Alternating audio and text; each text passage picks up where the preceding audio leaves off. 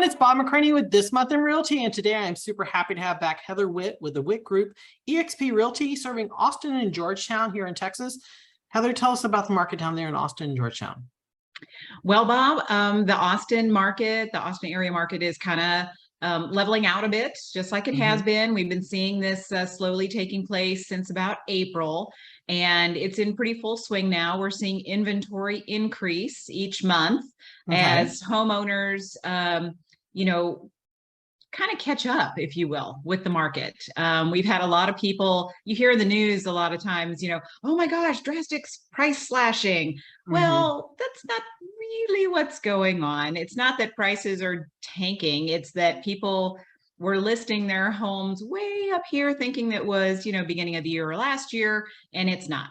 That is not the market. They were getting bad advice. They were not listing right to begin with. And so now we're seeing those prices come down.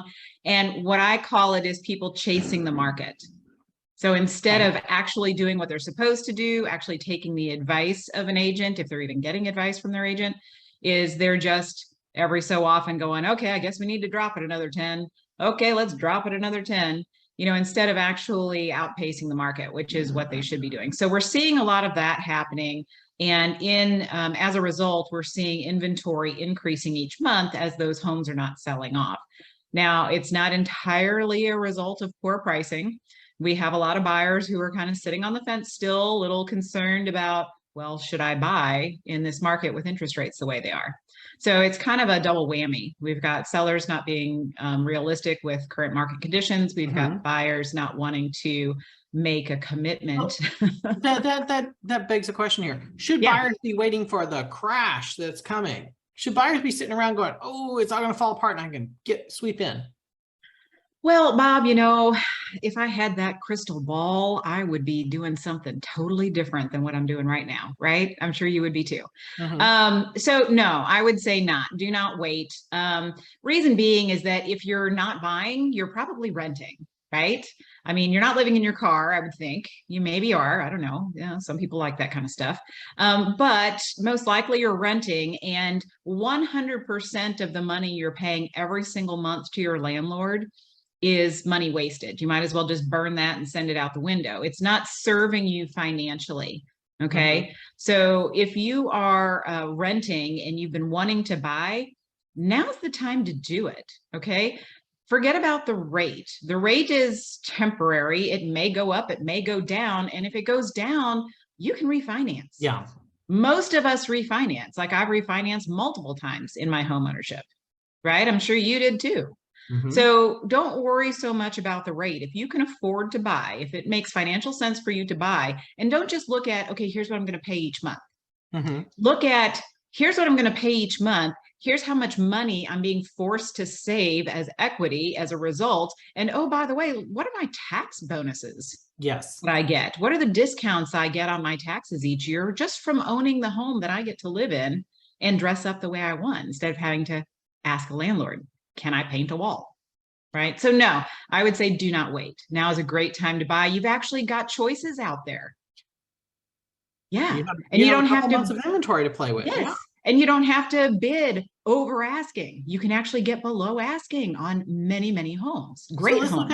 Let's look at it from the other perspective. Should I be, if I'm a seller, should I wait around because I think that acceleration market is going to take off again?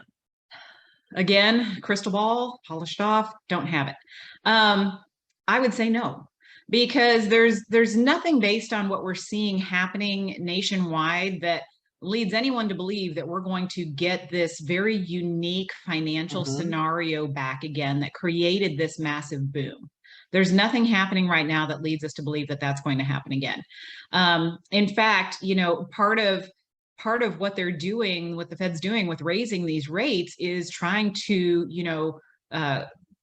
reduce all of this rapid inflation that's going on, not just in home prices, but in the prices of everything. I don't know if you've been to the grocery store lately, but oh my gosh.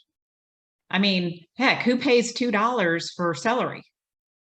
But yeah, that's what we're facing right now. So no, if you have a home to sell, right now, what I'd say is go ahead and make that move, because number one, you've got equity built up in the home. If you've owned it for more than 2 years, you've got equity. You've got probably a lot of equity. And if you want to know how much, call me. I will let you know.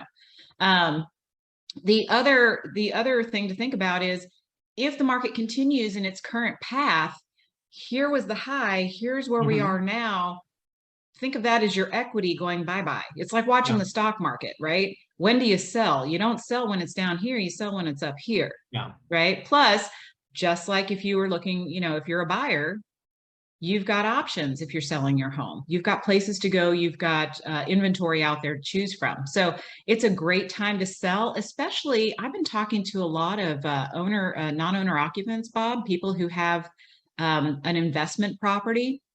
So lots of people like me, I still own the first house I bought. Now I have other investment properties since, but if you are one of those folks who own that first home that you ever bought, that's the only investment property you have.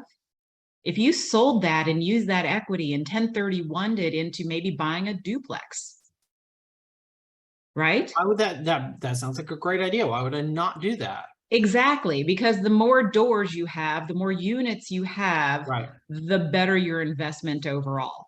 The safer it is too, because if you have one vacant, you still have the other covering a huge portion of whatever that payment is.